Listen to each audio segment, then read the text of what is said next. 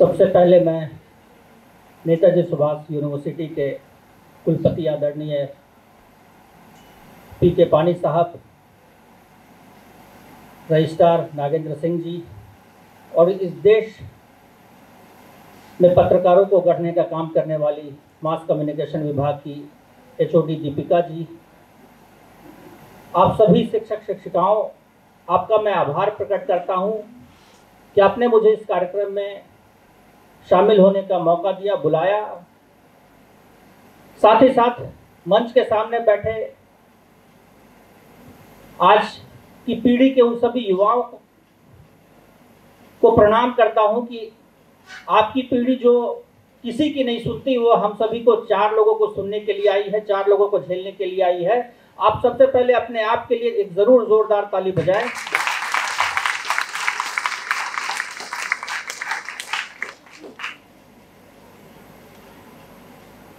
साथियों, मेरे लिए प्राइवेट कोचिंग होना, प्राइवेट स्कूल या फिर कोई भी प्राइवेट यूनिवर्सिटी का होना कोई उत्साहवर्धन या कोई खुशखबरी की बात नहीं है।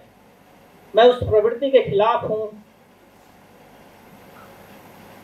कि इस देश की लोकतंत्र की राज्य व्यवस्था में शिक्षा देने का काम किसी दूसरे को करना पड़े।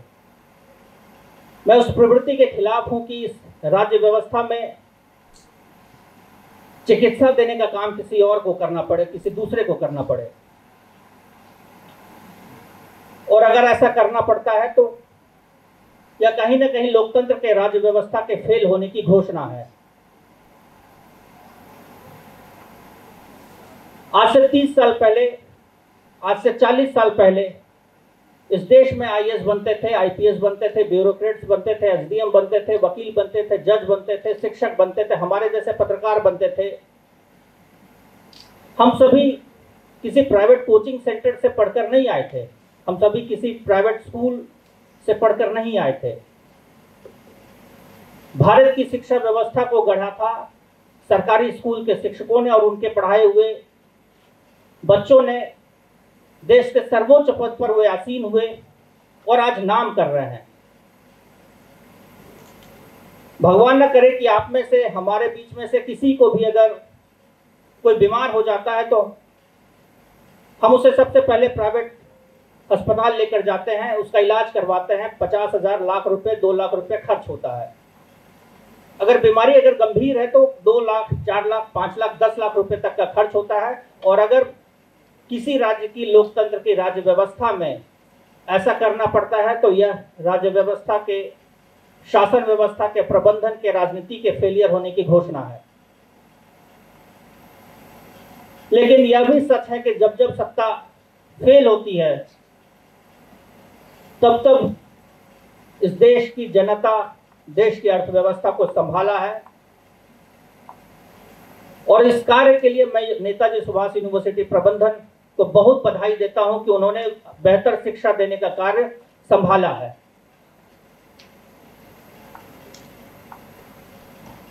इस सभागार में बैठे शिक्षकों के ऊपर बहुत महत्वपूर्ण जिम्मेदारी है।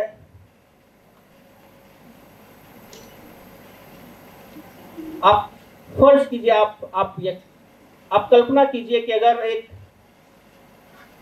इंजीनियर गलत बन जाता है तो वह अपने जीवन काल में कई सारा पुल बनाएगा, जो उस पुल के गिरने के बाद 100-200 जनहानि होगी, 100-200 लोग मरेंगे।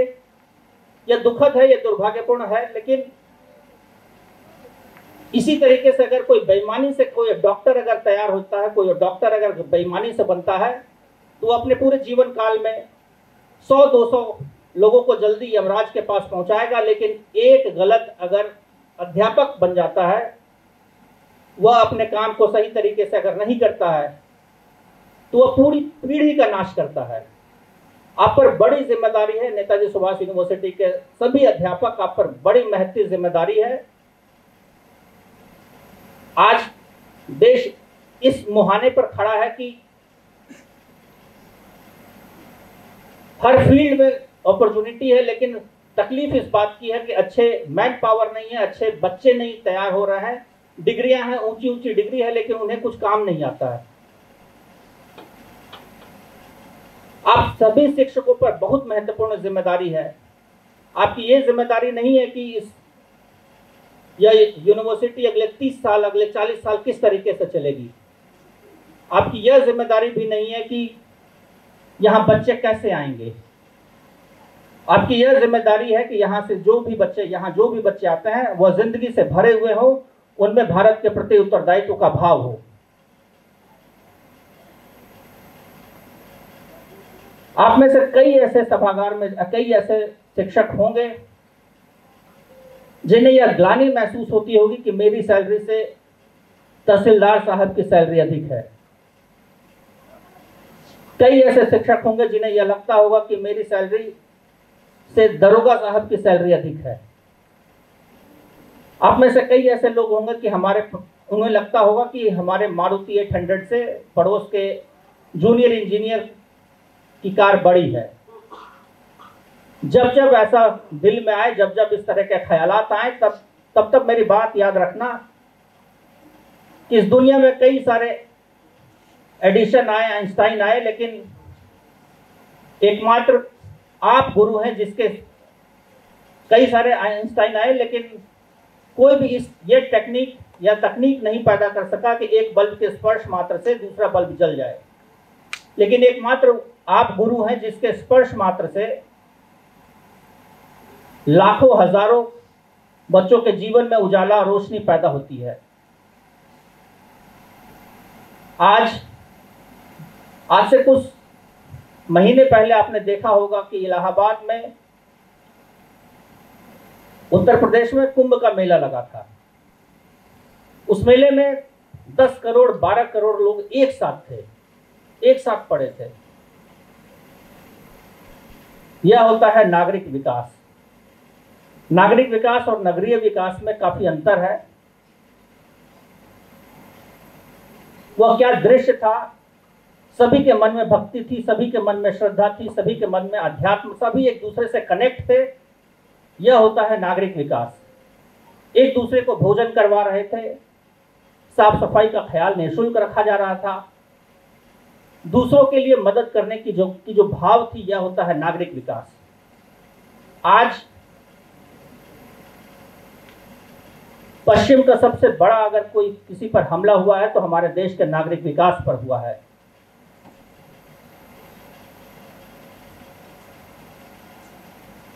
कल्पना कीजिए,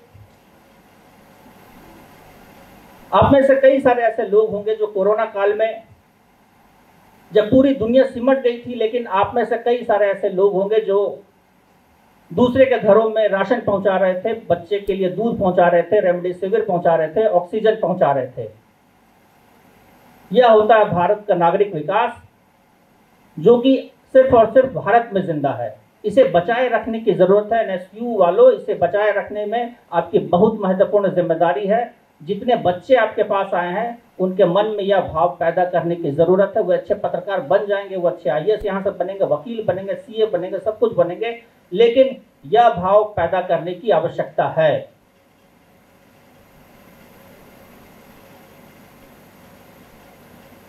कुछ दिनों के बाद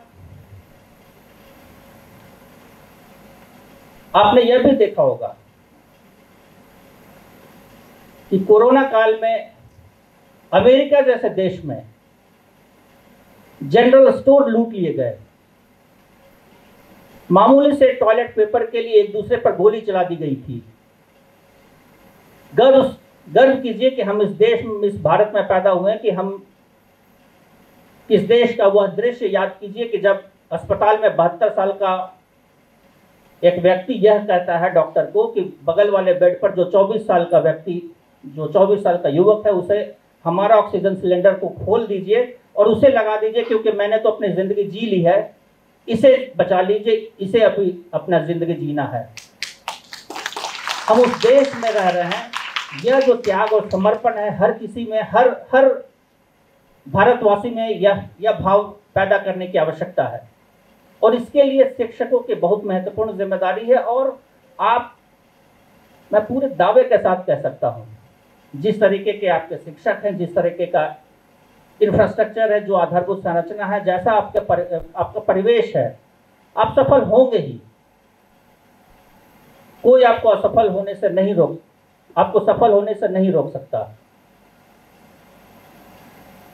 जरूरत सिर्फ इस बात की है कि आप सही दिशा में आगे बढ़ें। और आपका क्या है, आप तो यूथ हो, आप इस देश के युवा हो, भारत के युवा हो। इस देश का युवा वो है जिसकी जेब भले खाली रहो, लेकिन जेब में गांधी रहे या ना रहे, लेकिन उसके दिल में एक आंधी होनी चाहिए कि हमने जो बोला है, हमने जो ठाना है, वो करके दिखाना है। आप जब उस दौर को याद कीजिए जब 12वीं आपने पास किया था, जब आपके मन में यह चल रहा होगा कि अब आगे क्या करना है। आपने तय किया होगा कि मुझे प्रोफेसर बनना है, मुझे शिक्षक बनना है, पत्रकार बनना है, वकील बनना है, सब फैशन डिजाइनर बनना है, सब कुछ बनना है। उसके हिसाब से आपने अपना सब्जेक्ट चुना। उसके बाद फिर कहाँ जाएंगे, तो नेताजी सुभाष यूनिवर्सिटी को चुना। इस पूरे प्रोसेस में कई सारे ऐसे लोग आपको मिले होंगे, आपके दोस्त होंगे, आपके पड़ोसी होंगे, आपके रिश्तेदार होंगे, जो आप अक्सर आपको यह कहते होंगे कि अरे इससे नहीं होने वाला है, बेकार में माँ बाप का पैसा बर्बाद कर रहा है। लेकिन मेरी बात याद रखना कि जिस दिन भी आप सफल हो गए, और सफल तो होना ही है, उसमें कोई दिक्कत नहीं है। कहीं पूरे देश में अपॉर्चुनिटी, पूरी दुनिया में अपॉर्चुनिटी भरी पड़ी है। जरूरत सिर्फ इस बात की है कि आप जिस फील्ड में भी हैं आप एक्सल हों। और जब भी आपका सिलेक्शन हो, जब भी आपके हाथ में ऑफर लेटर हो, उस घर में 2-2 किलो मिठाई जरूर भिजवाना जिस घर से ये आवाज आई थी कि इससे नहीं होगा। क्योंकि इस तरह के जो लोग होते हैं आपके एनर्जी लेवल को हमेशा डाउन करेंगे। लेकिन इससे घबराने का नहीं है, हर चीज का एक वक्त होता है। चंदन का जो वृक्ष है बहुत सुगंध देती है, लेकिन उसका भी एक वक्त है। ठीक इसी तरीके से विद्यार्थी जीवन में समय का बड़ा महत्व है। आज जो कुछ भी आप इस यूनिवर्सिटी में कर रहे हैं, सिर्फ और सिर्फ वही कार्य कीजिए। यकीन मानिए कि अगर आप उस कार्य को नहीं करते हैं तो 2 साल, 4 साल, 5 साल के बाद आपको पछतावा होगा, और सिर्फ आंसू और पछतावा के अलावा कुछ नहीं। जब आपको रियलाइज होगा कि हमने गलती की है, तो आंसू और पछतावा के अलावा कुछ नहीं रहेगा आपके पास। आज आप जो कुछ भी कर रहे हैं, उस चीज को आप 5 साल के बाद भी कर सकते हैं। चाहे ब्रांडेड कपड़ा पहनना हो, बड़ी गाड़ियों में घूमना हो, देश के किसी भी हिस्से में जाना हो, दोस्तों से घंटों मोबाइल पर बात करना हो, गप्पे लगाना हो, चैट करना हो, मोटरसाइकिल पर लहरिया काटना हो, चौक चौराहे पर बैठकर सिगरेट पीना हो, जो कुछ भी आप चाहें हर कुछ कर सकते हैं। लेकिन याद रखना कि 5 से 5 साल के बाद आप पढ़ाई नहीं कर सकते। यही वह समय है जिसे अब आप जिस तरीके से आप चाहें उस तरीके से आप इस्तेमाल कर सकते हैं।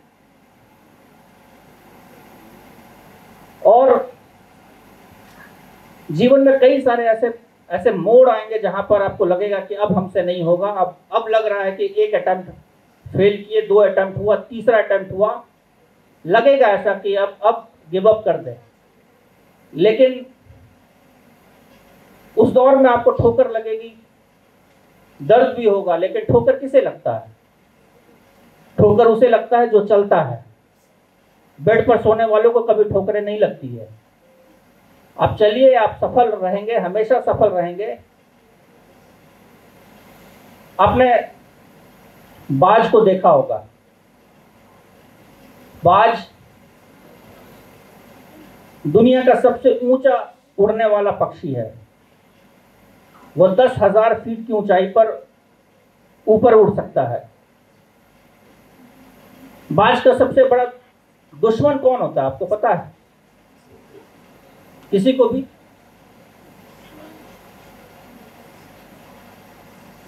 बाज का सबसे बड़ा दुश्मन कौवा होता है।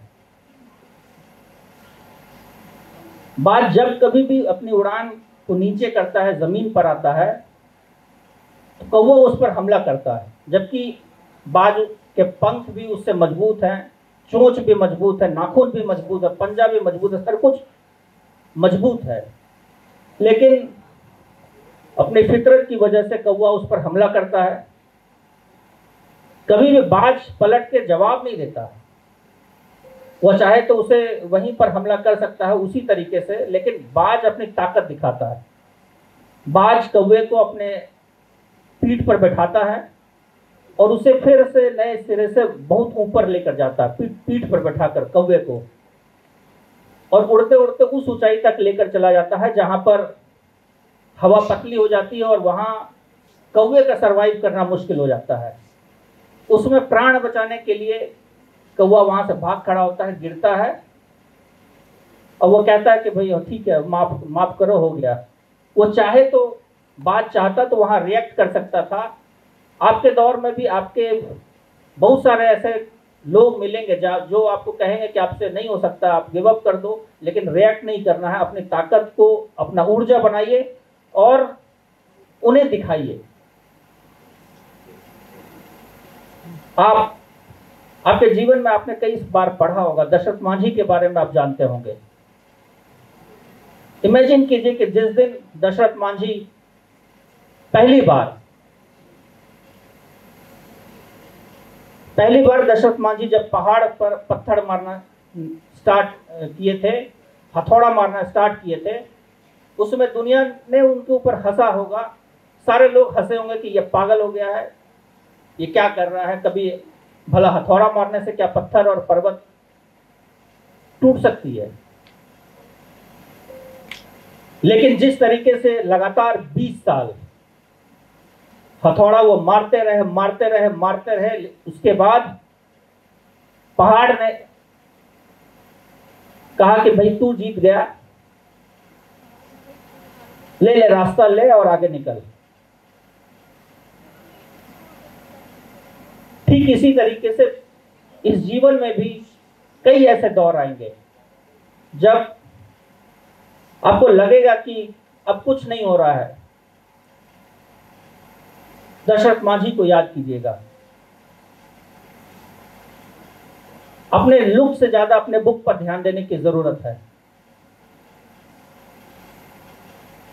जैसे सिर्फ लक्ष्य ऊंचा रखने से कुछ भी नहीं होने वाला है, लक्ष्य को पूरा करने के लिए अपने आप को तपाना पड़ेगा। आज मैं यह दावे के साथ, पूरे होशो हवास के साथ कह सकता हूं कि पूरी दुनिया में अपॉर्चुनिटी की कोई कमी नहीं है। आप एक काम करना, किसी भी दफ्तर में जाओ, बैंक हो, रेलवे हो, ब्यूरोक्रेट्स का दफ्तर हो, अखबार का दफ्तर हो, आपके अपने यूनिवर्सिटी हो, आप वहां यही पाएंगे कि हर जगह सिर्फ 20% लोग काम करने वाले हैं। सिर्फ उसी 20% लोगों से पूरा सिस्टम चल रहा है। बाकी 80% लोग टाइम पास कर रहे हैं। आपको सिर्फ करना यह है कि उस 20% में अपने आप को एक्सेल करना है, जगह बनाना है।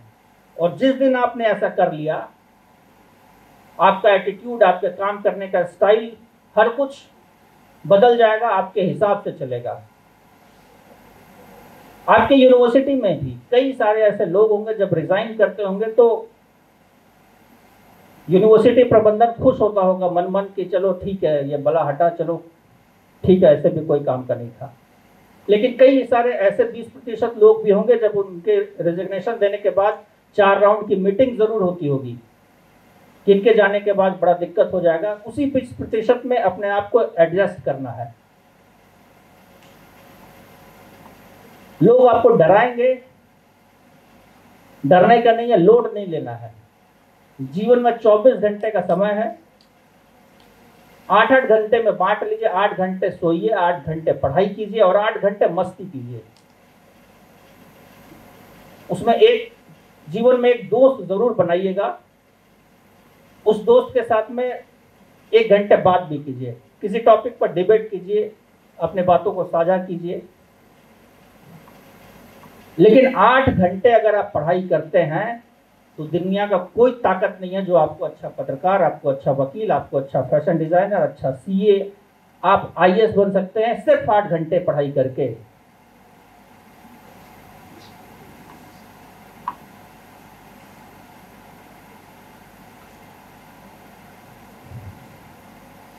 जैसे बहुत ज्यादा कुछ लोड लेना नहीं है, हर काम को बस ये टेक्निक अपनाना है कि कोई भी काम को, साधारण से काम को असाधारण तरीके से करना है। हर जगह पर अपॉर्चुनिटी है, आप उसको पाइए। लास्ट में मैं ये कहना चाहूंगा कि ज़मीर जिंदा रख, कबीर जिंदा रख, सुल्तान भी बन जाए तो दिल में फकीर जिंदा रख, हौसले के तरकश में कोशिशों का वो तीर जिंदा रख, हार जाए जिंदगी में सब कुछ मगर फिर से जीतने की उम्मीद जिंदा रख। Thank you.